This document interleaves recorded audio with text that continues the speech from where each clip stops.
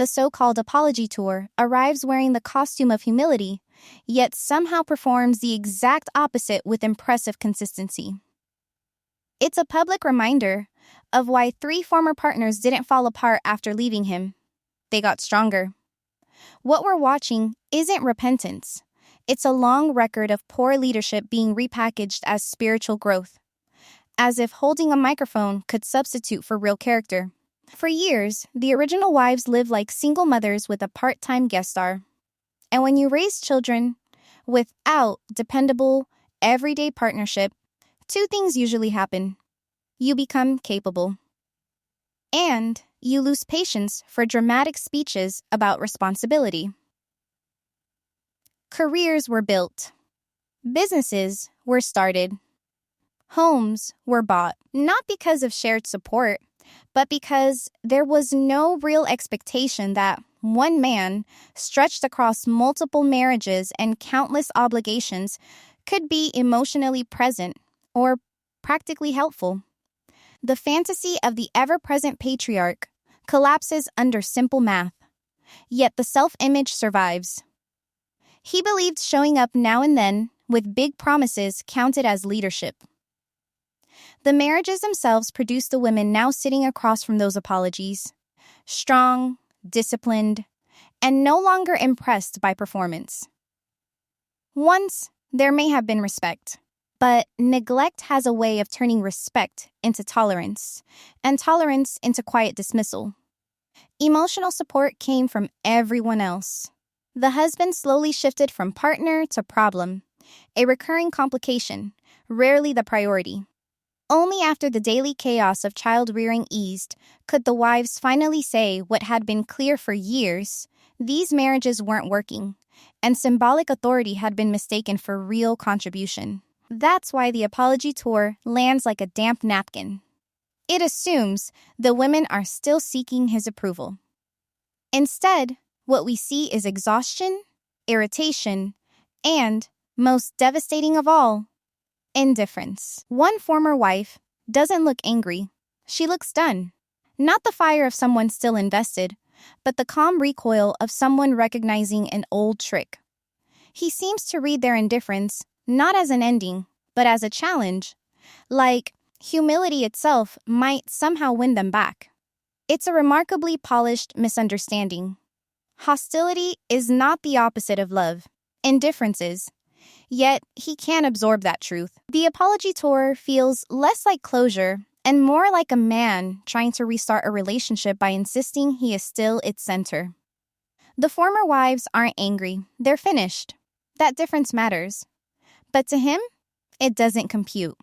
He believed his patriarchal title guaranteed permanent importance, that he would always be the emotional son everyone else orbited, someone to be pursued, reassured, and treated as essential. When that entitlement quietly expired, his ego didn't step aside. It went looking for someone willing to keep feeding it, and that's where the favored wife enters. One interpretation is simple. She treats him as wise, capable, and authoritative, because she lacks the independence and confidence the other wives developed. In that version of the story, contrast is the attraction. A woman without a career, without business ambition, and without a visible drive towards self-sufficiency can turn an average man into a household genius simply by deferring to him. Constant agreement is powerful. You know best is a flattering language, and flattery, when repeated often enough, starts to feel like truth. Crocodile tears, gentle nods, and solemn loyalty create the reflection he prefers. In that mirror, he isn't overextended, resentful, or absent. He is decisive. He is noble.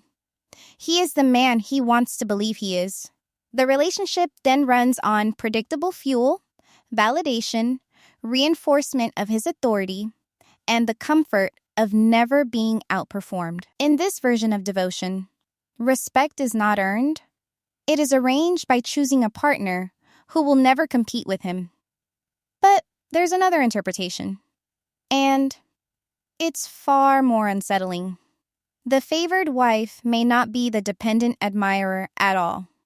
She may be the sharper player. The constant ego stroking may not reveal innocence. It may reveal strategy. A narcissistic personality does not seek truth, equality, or partnership. It seeks admiration, loyalty displays, and control of the story. And she appears highly skilled at providing exactly that while keeping consequences safely out of reach. Her talent is not confronting him. It is guiding him while convincing him he is leading. We see it clearly in the quiet coaching before difficult conversations. Real support would sound like accountability. Own your mistakes. Sit in discomfort. Take responsibility. Instead, the guidance is gentler, safer. Reminders that blame is shared. Suggestions that patience is needed. Soft permission to avoid any true reckoning. The result is a man who believes he is growing, while never actually changing. He gets exactly what he wants, moral cover, without having to do the uncomfortable work of real change. She gets exactly what she wants, control of the household story, while presenting herself as gentle, misunderstood, and fragile. It's a perfect trade. He gets to perform decency. She gets to perform innocence. Both roles can exist at the same time. A person can be emotionally limited in one area and highly skilled in another. The favored wife may appear unremarkable in ordinary life. Little business drive, little curiosity, little independent problem solving. When trouble appears, her instinct is often to look outward for rescue, rather than inward for responsibility.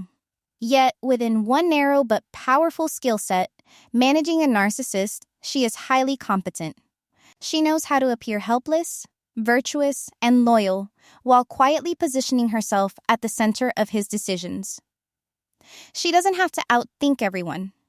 She only has to outmaneuver them in the one place that matters: access to the patriarch, the money, and the time.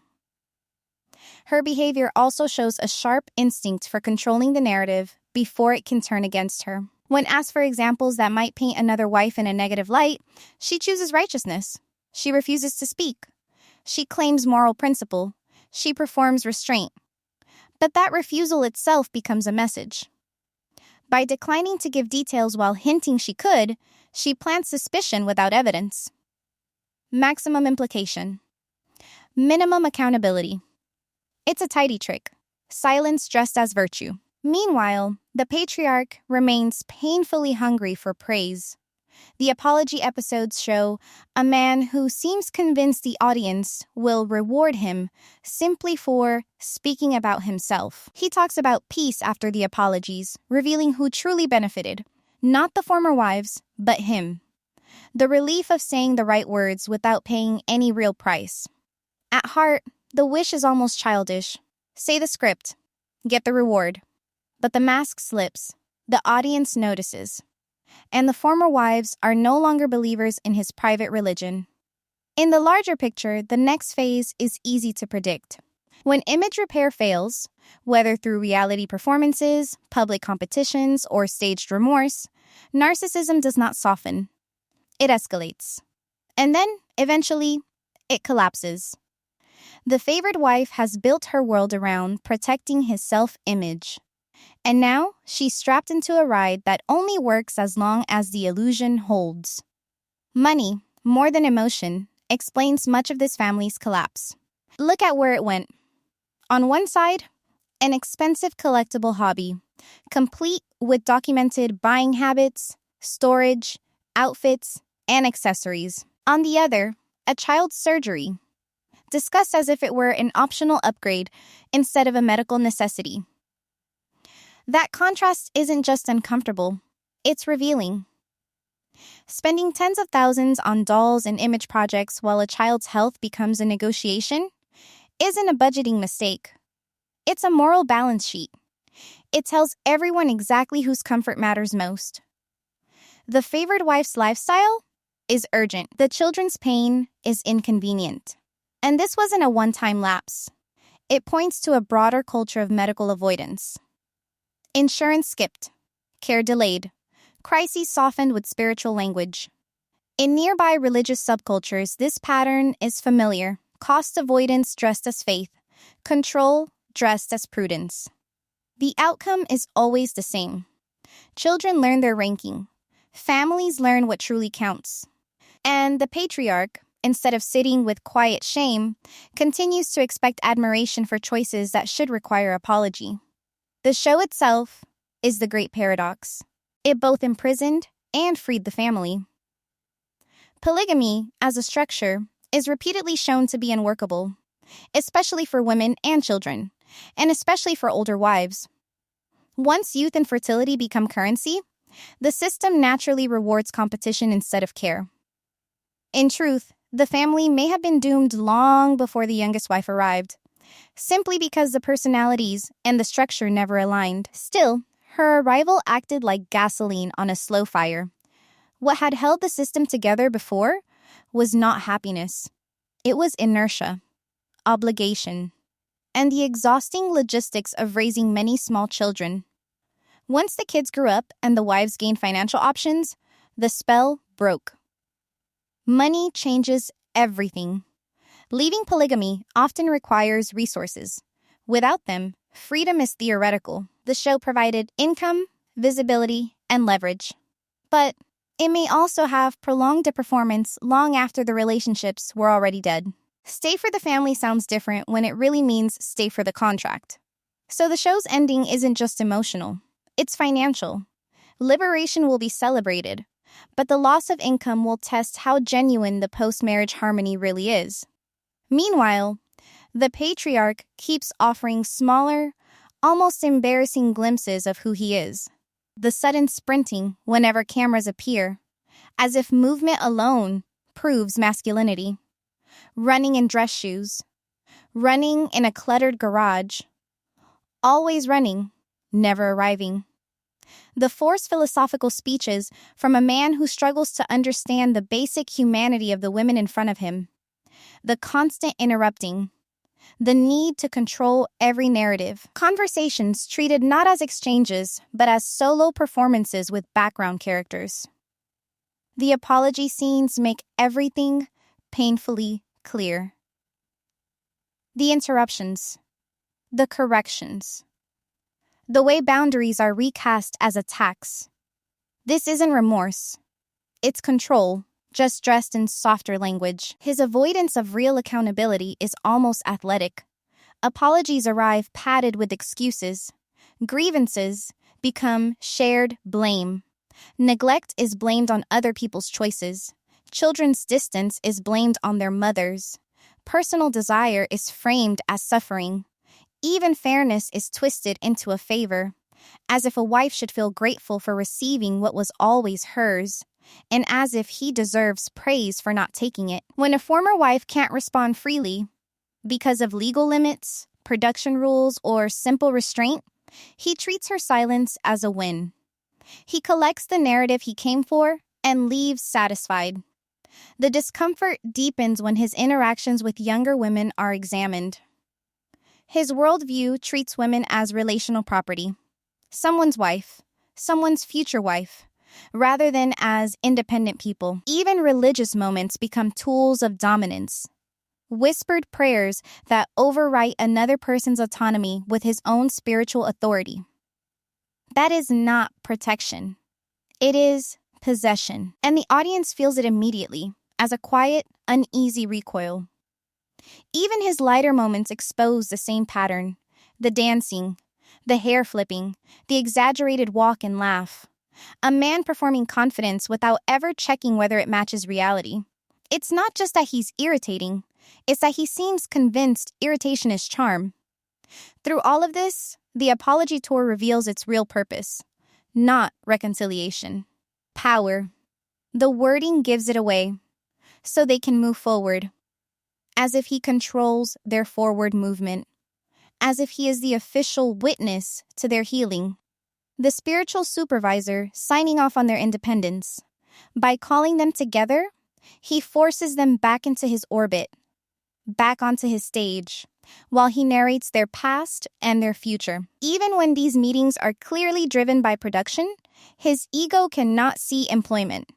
It sees devotion. The presence of a new partner in one former wife's life is especially telling. When he is told directly that they've already moved on, he looks shaken, not by the fact, but by what it means. He is no longer the main character. He is advised to focus on repairing relationships with his children. Advice that stings precisely because it removes him from the romantic story he prefers to star in.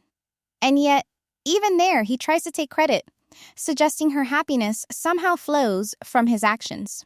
A narcissist cannot accept being a lesson. He must be a hero. The family's internal politics complicate any simple victory story. Freedom from him is celebrated.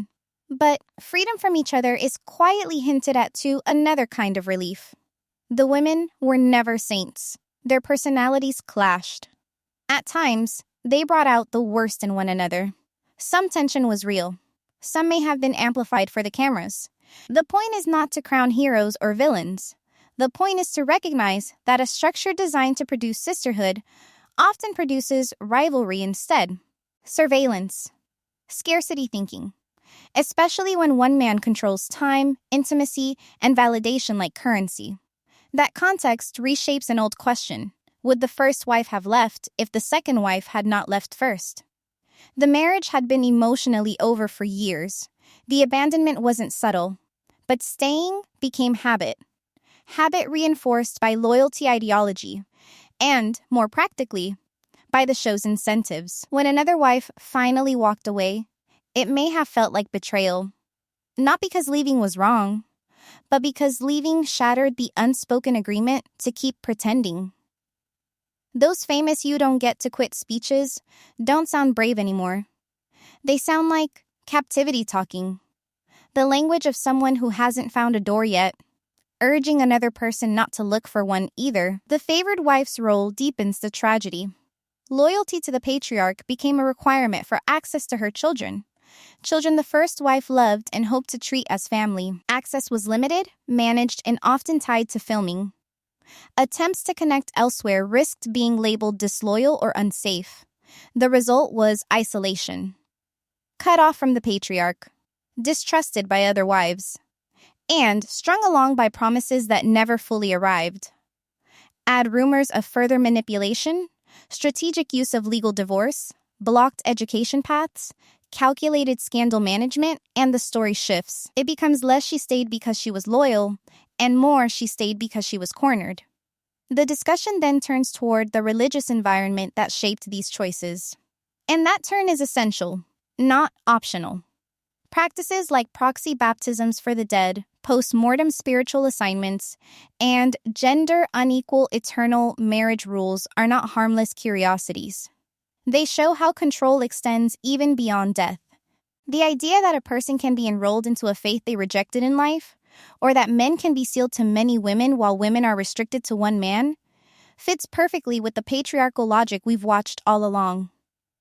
The shifting doctrines, the quiet theological revisions, the modesty rules that evolve while claiming they never changed, all of it reinforces a familiar experience: autonomy overridden, boundaries softened, identity treated as communal property. When you gather all of this, the apology tour becomes useful, just not in the way it hoped. It documents the collapse of a patriarchal fantasy under the strength of the women it failed to break. It exposes the favored wife dynamic as either dependent devotion or strategic control, perhaps both. It highlights a household economy that can justify luxury collections while rationalizing medical neglect. And it confirms what the show has long avoided saying plainly. The system does not simply fail. In many ways, it is designed to fail. For women, and especially for children, once novelty and fertility move on. And at the center of it all, the patriarch continues doing what he does best. He performs remorse. He performs leadership. He performs masculinity. He performs spiritual authority. He performs motion for the camera, philosophy for the microphone, and victimhood for the storyline. The former wives, meanwhile, performed something far more radical. A life where his opinion is optional. And that is the one performance he cannot outtalk, outspin, or outrun.